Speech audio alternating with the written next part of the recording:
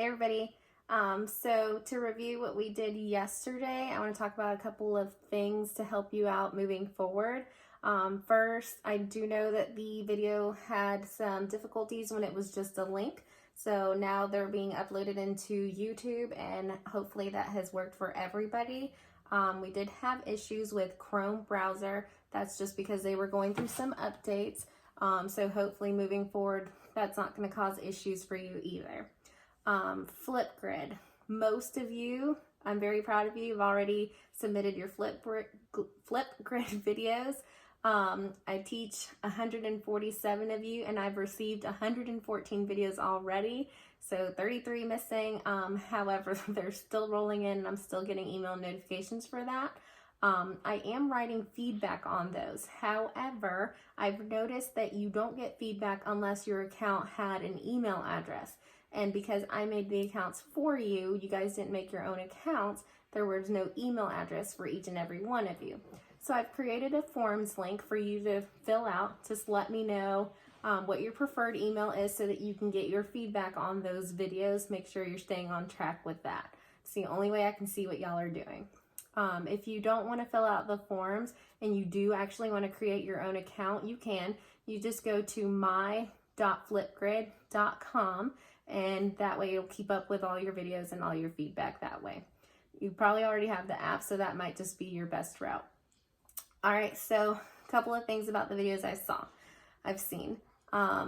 Most of you are okay.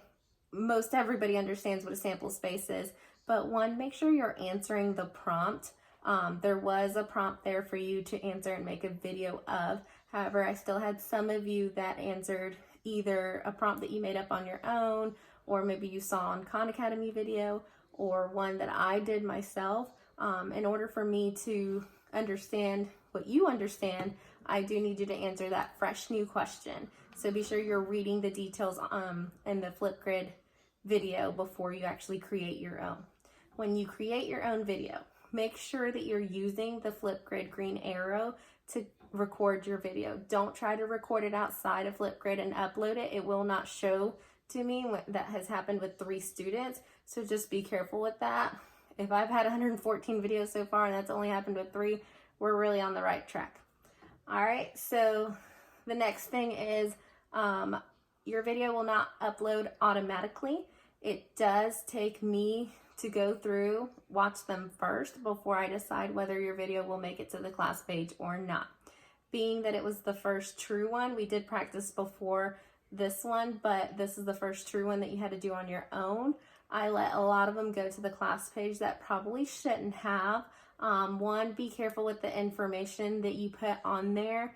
Some of it was incorrect with the tree diagram, so I'm going to show you some good and bad examples, but I let them go because at the end of the day you were able to explain the total outcomes. Some of you got a gold star if you had a really good detailed video that explained how to do it, especially if you did it all 3 ways, then you got that little gold star and in your class page, so you can watch those and see what I'm looking for.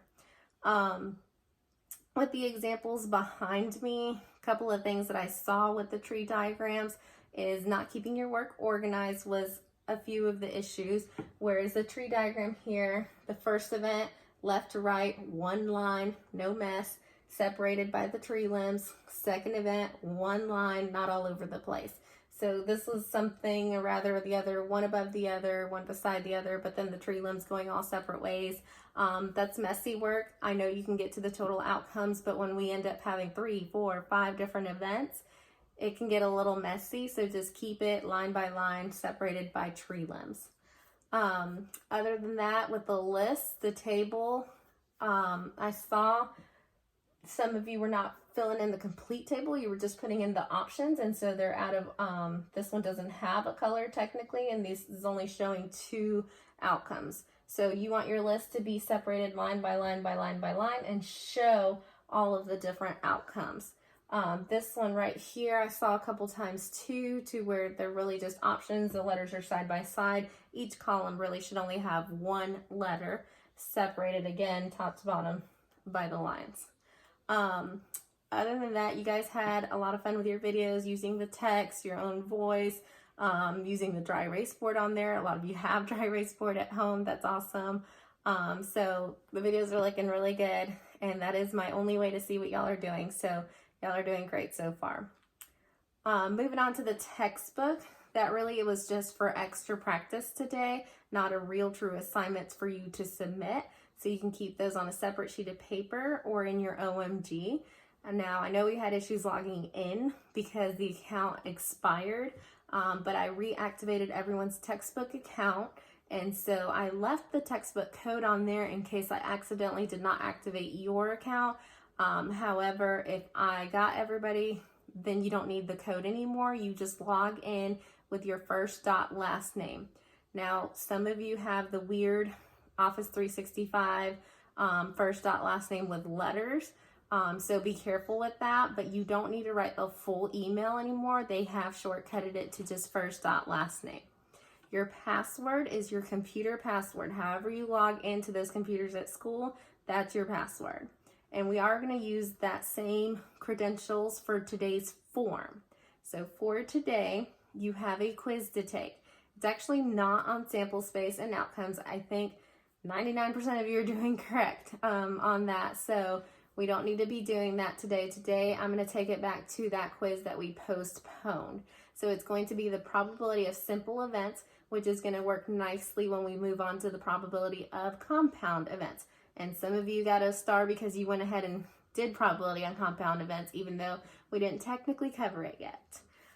So for the quiz, be prepared before you actually log on to it. It is 10 questions, multiple choice, but you need to go back and review the probability line and the probability notes page that we did on whether an event is likely or unlikely or certain, that kind of vocabulary. And then you also need to review how to find simple event probability, which was the favorable outcomes over the total number of outcomes.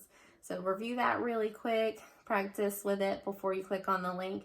You are only able to sign in once. So be careful, do it right the first time. All right, so that's it for today. Really short and sweet and to the point. One quiz and you're done for math. So have a great St. Patrick's Day.